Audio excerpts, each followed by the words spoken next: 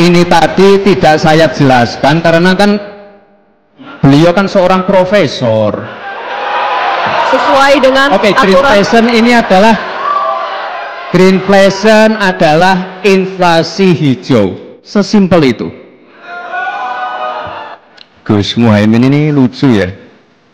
Sepertinya Prof Mahfud agak ngambek ya. Soalnya saya sudah 2 kali memberikan pertanyaan yang sulit. Katanya tidak menjawab pertanyaan, tapi Gus Muhaimin malah ngomongin pemerataan pembangunan. Itu kan tadi udah saya jawab. Itu tadi kan udah saya jawab, Gus. Mungkin Gus Muhaimin juga tidak paham dengan pertanyaan yang diberikan ke saya. Mungkin itu kan dapat contekan itu dari Pak Tom Lembong mungkin ya. Masih ada. Cek saja nanti ininya. Cek saja. Saat Bapak berbicara, silakan. Ini agak aneh ya. Yang sering ngomongin LFP itu tim sesnya, tapi cawapresnya nggak paham. Saya nggak tahu ya, Pak Tom Lembong dan tim sesnya sering nggak diskusi dengan cawapresnya. Masa cawapresnya nggak paham? Aneh loh. Nah itu loh Gus yang saya maksud. Enak banget ya Gus ya, jawabnya sambil baca catatan tadi.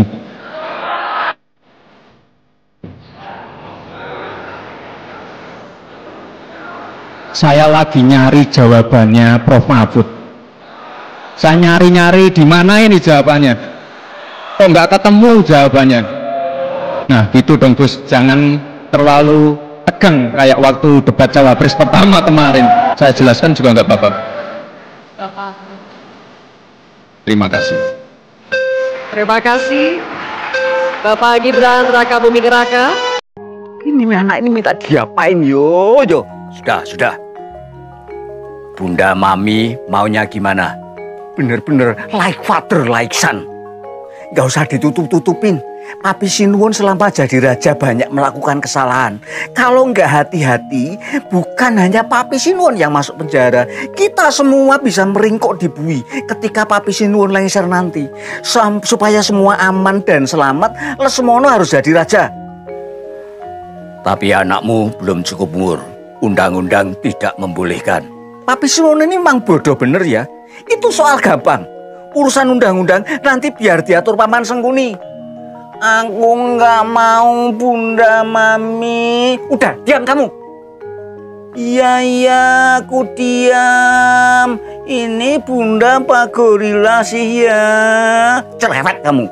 Pokoknya semua Bunda Mami yang ngatur. Papi Sinuwun tinggal ngikut apa kata Bunda Mami. Lesmono tidak langsung jadi raja. Untuk batu loncatan, biar dia jadi Perdana Menteri dulu. Lantas rajanya siapa? Saya sudah minta Om Dursosono menggantikan Papi Sinuwun jadi raja. Dia kan udah lama berkali-kali ngebet pengen jadi raja gak keturutan. Om Dursosono sudah janji sama Bunda Mami. Disuruh apa saja ngikut, yang penting kesampaian mimpinya jadi raja. Papi Sinuwun tinggal temui Om Dursosono, pastikan dia siap berpasangan dengan Lesmono.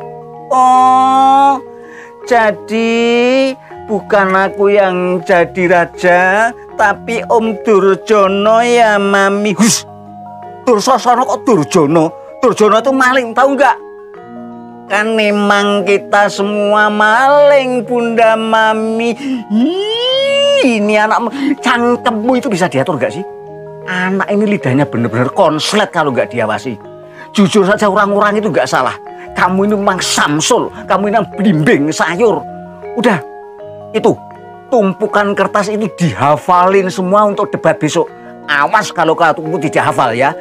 Ah, siap Bunda Mami.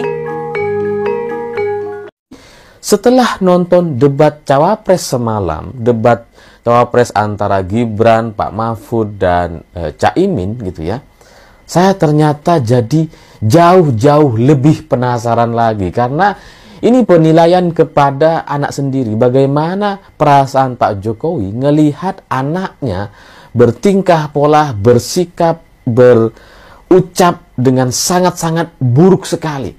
Bagaimana perasaan orang tua melihat anaknya yang tidak punya akhlak dan tidak punya adab.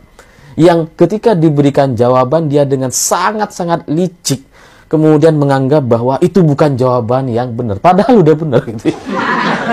Saya terus terang jadi penasaran karena di wajah Gibran itu tidak ada sama sekali sosok Jokowi gitu. Ya karena kalau kita ngelihat anak misalkan gitu ya, itu kan biasanya ya ada miripnya lah dengan orang tuanya gitu ya. Misalkan ngelihat Mas Alam itu kan ya mirip dengan Pak Ganjar gitu ya, tutur katanya tertata dan sebagainya. Tapi di Gibran ini nggak ada nih. Anak ini songong dan sombong tapi kosong. Bayang nggak? Orang sombong tapi kosong gitu. Karena ketika dia beretika dengan sangat buruk sekali di hadapan Profesor Mahfud MD gitu ya. Saya terus terang bertanya-tanya, sebenarnya apa yang disombongkan oleh Gibran di hadapan Pak Mahfud? Dibandingkan Pak Mahfud, Gibran bukan apa-apa, jelas itu. Dari sisi pengalaman, dari sumbangsih yang sudah mereka lakukan kepada negeri ini, jelas Gibran tuh nggak ada apa-apanya. Dan mungkin tidak akan pernah sampai atau tidak akan pernah bisa untuk menyamai apa yang sudah dilakukan oleh Pak Mahfud. Pak Mahfud itu DPR 2 periode, pernah menjadi Menhan, menjadi Menko Polhukam, pernah menjadi Ketua MK. Jadi itu adalah sebuah pencapaian atau rekam jejak yang mungkin itu tidak bisa dilampaui atau bahkan hanya disamai oleh Gibran. Gak akan bisa. Gitu. Tapi di hadapan Pak Mahfud semalam dia kayak sombong sekali, arogan sekali. Gitu. Jadi saya tuh ngelihat gitu ya, ada banyak orang-orang licik gitu ya, orang-orang yang sombong, arogan. Tapi kadang-kadang mereka ketika berhadapan dengan orang yang levelnya jauh di atas dia, mereka tuh masih ada sungkan-sungkannya gitu. Tapi Gibran ini udah licik, nggak punya akhlak. Gitu.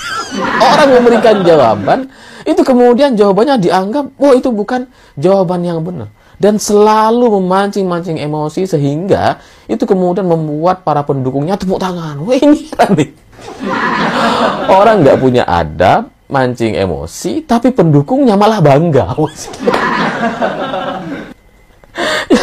Tapi itulah mungkin dari resiko para pendukung yang tidak paham bedanya antara kritikan dengan penghinaan. Jadi dulu gitu ya, yang tidak bisa membedakan antara kritik dan menghina itu biasanya adalah orang-orang yang anti dengan Pak Jokowi atau orang-orang yang mendukung Prabowo di tahun 2014-2019 lalu. Biasanya orang-orang ini nih yang nggak ngerti bedanya antara menghina dengan mengkritik. Tapi sekarang karena mungkin Gibran sudah bergabung ke Prabowo, jadi tambah bingung kayaknya. Jadi sama-sama atau ikut jadi tidak paham bedanya antara kritikan dengan menghina.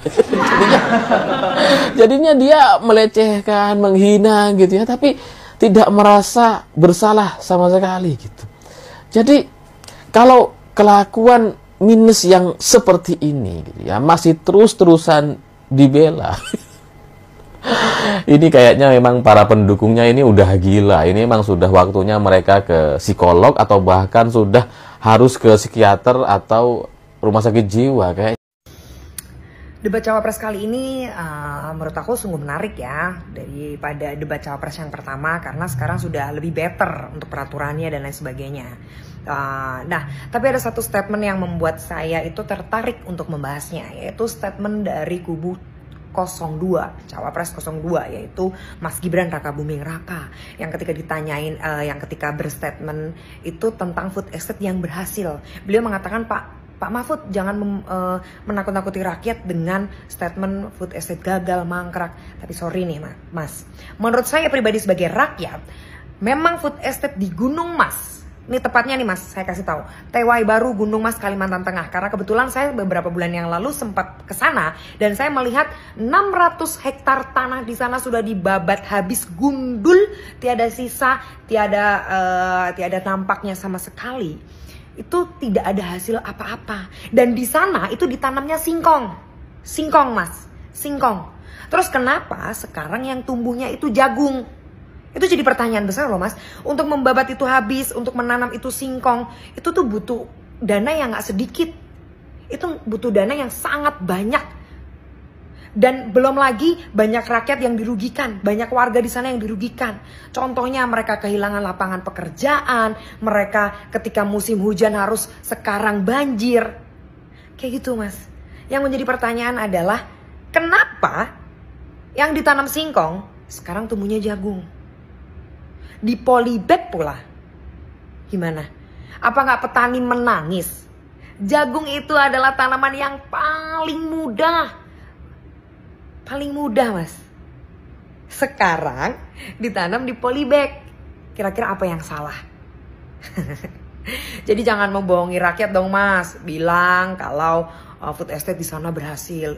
Berhasil dari mana?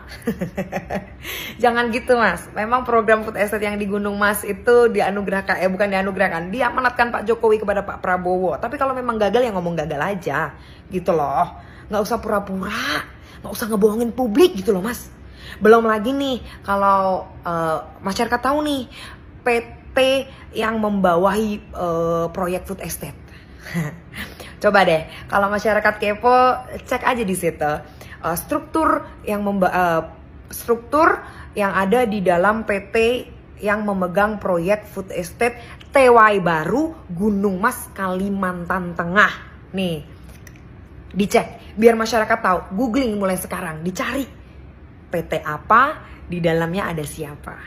Semoga rakyat nggak shock ya. Ya,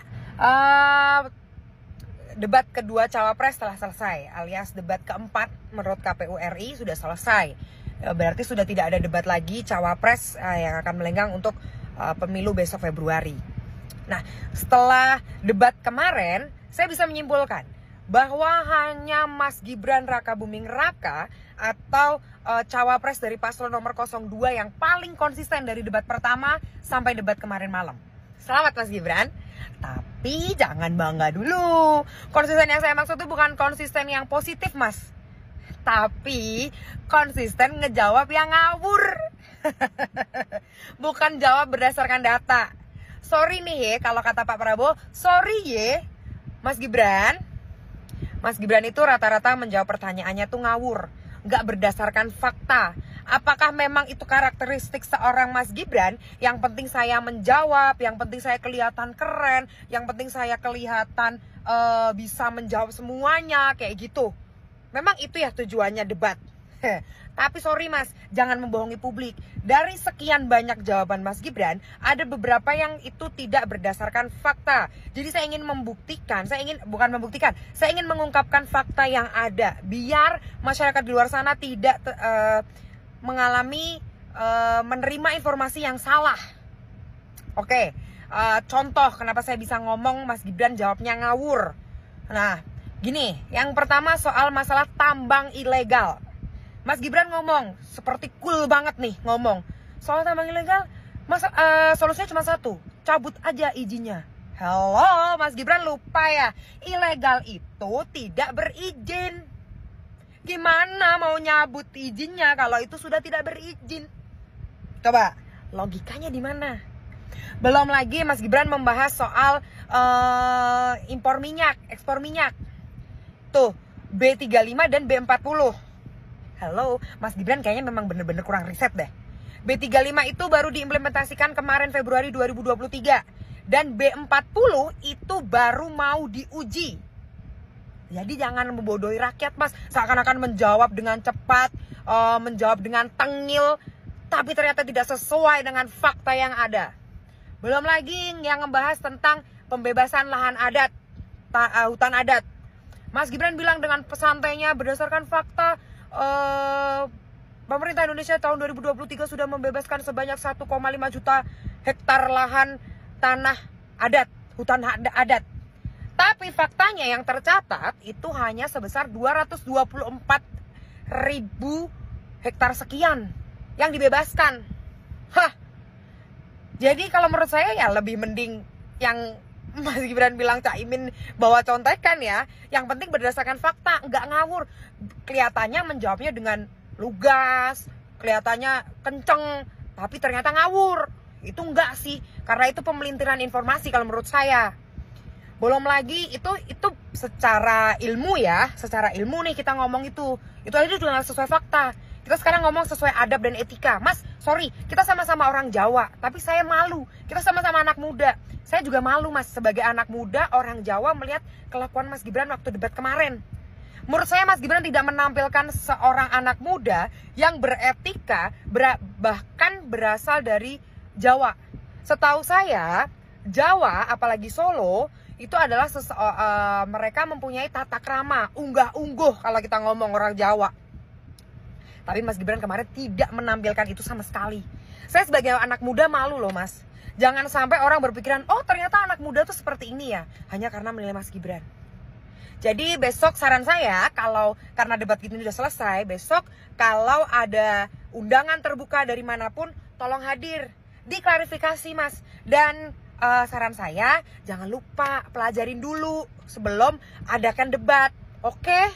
Kayak gitu. Terima kasih.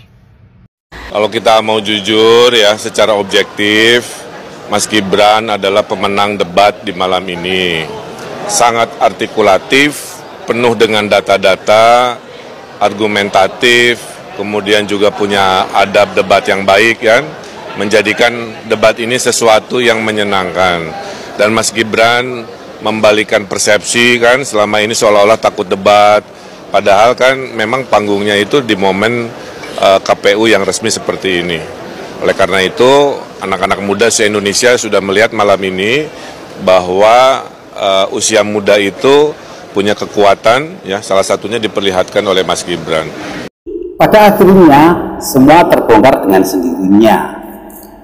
Bagaimana attitude Gibran yang sebenarnya dan bagaimana personality Gibran yang sebenarnya. Pada dasarnya, Gibran hanyalah seorang anak muda biasa yang minim dengan pengalaman. Hanya saja, dia mempunyai privilege anak presiden, kemudian dilatih dengan confident yang berulang-ulang, sehingga dia mengatakan jawaban-jawaban yang salah, bahkan pertanyaan-pertanyaan yang salah, tapi dengan confident. Bagi orang awam itu adalah dianggap hebat. Tapi bagi orang yang intelektualnya tinggi, semua akan terbongkar. Hal ini sama yang dilakukan dengan Pak Jokowi. Pak Jokowi sering berbicara tentang kebohongan, tapi dengan confident, dengan percaya diri yang tinggi, sehingga seakan-akan terlihat itu adalah hal yang benar, bukan kebohongan. Memang patut kita akui ya, itulah kelebihan dari Pak Jokowi. Dengan santainya, dengan lugunya, dia mengatakan kebohongan sampai semua rakyat Indonesia percaya. Tapi pada akhirnya semua akan terbongkar juga. Dan yang membuat saya heran adalah pernyataan dari Ridwan Kamil. Tapi saya yakin bahwa ungkapan Ridwan Kamil tadi adalah bukan dari dalam hatinya, karena dia menyandang sebagai TKN, mau nggak mau harus berbicara seperti itu. Tapi kalau memang itu benar-benar keluar dari dalam hatinya, berarti Kang Emil sendiri adalah orang dungu. Masa tidak punya etika seperti itu dianggap baik, dianggap menang debat.